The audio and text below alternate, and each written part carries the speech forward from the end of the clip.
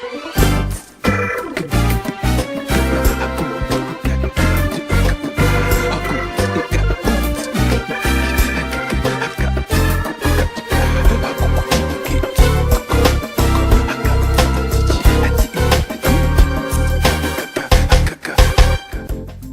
and welcome to Pop Collectibles. We're a show about all things pop culture, be that film, TV or music.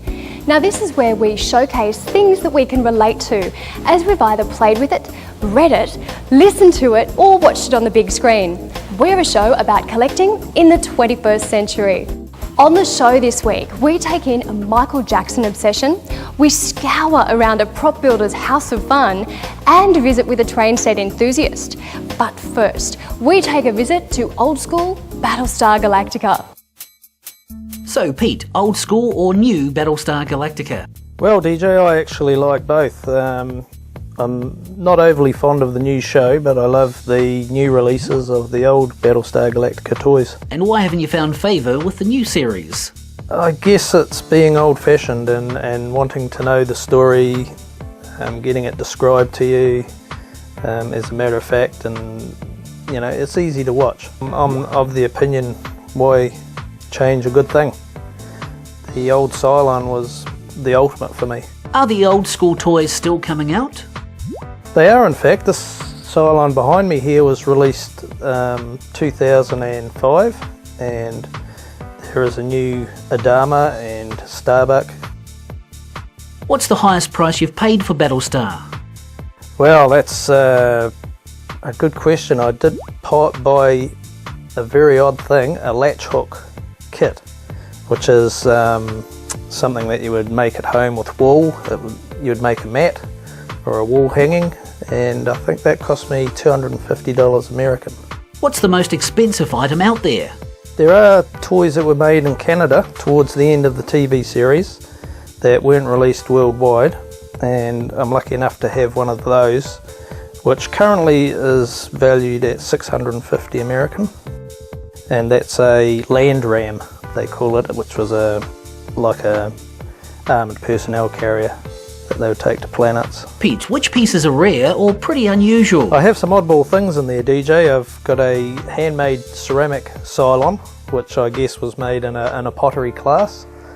I've got a motorcycle from the Mission Galactica series, which was 1980, which was made in Mexico. Whereabouts did you find them? Most of them were found on the net, DJ. There wasn't much come out to New Zealand.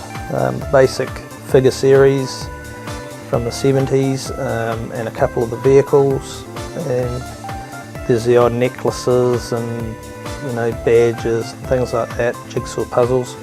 But most of the stuff, if I want to collect everything I find, which I do, I have to find it on the net. And what makes these oddities so appealing? I just love the show, and I just want to collect everything Battlestar Galactica. How do you care for them, Pete? They're locked away in a glass cabinet, dusted once a year, and that's about it. Just regard them. Are there pieces there that you don't have that you really crave? Sure, there's the new series of the old toys, which are still coming out, so I want to keep up with those. And there's also another series made by another company of the ships and small action figures, which I haven't got any of yet.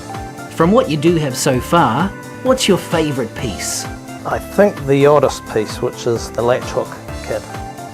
It's something that never come to New Zealand, and it's Cylon. I love Cylons, and it's just so weird I had to have it. Tell us about the socks and the glasses. The socks and the glasses, I forgot those. I have a pair of children's socks that come out. They're still in their wrapper, which was brilliant to find. You can get sneakers with Cylons on. The glasses are a children's, just a toy really. They look sort of like they're 3D, but I don't believe they are. Pete, it's a magnificent collection. Thanks for inviting us in. No problems, DJ. Come again. Ashley, what do you think of Dad's collecting? You're nuts. Who'd ever know that so many things were available? Now, if you'd like to show off your collection, drop us a line at Pop Collectibles, PO Box 4, Kenthurst, New South Wales 2156, or on the email at popcollectibles@yahoo.com. And we've found some more Star Wars collectors. Hi, what's your name, mate? Hi, I'm Jedi Master Hownick Morn. I collect all Star Wars paraphernalia. Tell us some of the categories. Is it like all music or ships? Or? No, you've got frozen foods, plastic things, like clothing. How do you collect frozen foods? In the refrigerator, the freezer? Or? Well, you go to McDonald's, for example, and you get your little crispy chicken burger, and you notice that the patty looks like a Millennium Falcon. So you go, wow, I'm going to put that in my freezer. Have you ever tried selling one of these on eBay? No, I just keep it in my freezer. We found another collector, folks. And sir, what is your name? You look a bit threatening. My name is Boba Fett. Okay, can hardly hear you. His name is Boba Fett. Can we get you to take off the mask? But that looks fantastic. That's the best Boba Fett costume I've seen in my life. What's your real name? My name's Michael. Michael, what sort of Star Wars do you collect? Everything from props, costumes to toys, videos, everything. Like even the cardboard cases that they originally came with. I mean, everything. I guess once I got old enough to actually start buying toys for myself, I just didn't stop, and I got a whole room filled with Star Wars toys now. A whole room full of Star Wars toys. And have you got a house filled with a woman? Have you got a lady in your life? Yeah, well, I've currently got a girlfriend, and she's except she's not here tonight, but I mean, she doesn't mind Star Wars. In the lounge room, we've got all the helmets out and a few mannequins with our costumes on there. Come on, now tell me, what's the real go with what do the women think of us collectors? Well, I mean, you just got to ask my girlfriend. I mean, chicks just love Star Wars. I mean, when I walk anywhere in this armour, I've just got girls everywhere. It's the best feeling. I want to get a bit personal here. You've got your costume on. When you get home tonight or tomorrow, does she say, hey, big boy, big Boba Fett, come here, big fella? Oh, it's probably the other way around. I usually come in and do a little routine, but yeah. Tell us about the routine, mate. Oh, maybe on another channel. What about a demonstration, folks? What do you think about that? Okay, good man, mate. You've got a huge collection. You're here for a good reason tonight to entertain some people. All the kids are thrilled to see you dressed up like that, so well done. That's what it's all about. I mean, I actually travelled 5 hours to come here tonight, and I'm from Cootamundra, which is a little small country town, and this is what it's all about. I mean, like all that time and effort to put it into this costume, it's just here to get a smile on people's faces. Well done, bud. Thanks. Thank you. And haven't we all become eBay junkies over the past few years? Well, let's take a closer look at our Australian branch. Well, I'm here with Angie Kersley. Angie, welcome to the show. Thanks, Alex. Well, I have to say, I've been an eBay fan for a while, but when was eBay started? eBay started in the US in 1995, so a little over 10 years ago, 11 years. And in Australia, it launched in 1999, so 6 years. How many people are online at eBay? Well, there are more than 3 million members in eBay Australia alone, and that's 1 in 5 of the adult population, and 178 million members around the world. What has got to be the strangest item you've ever seen? The strangest item I think I've ever seen, and the most unexpected, would have to be an original army tank, completely refitted out with a plasma screen TV, PlayStation, mini bar, beautiful leather interior, and complete with bulletproof exterior, of course. Do you know what that goes for? I think it actually had the high bid of $55,000, and around 56 people were bidding for it, so a lot of money. What happened with this Monaro?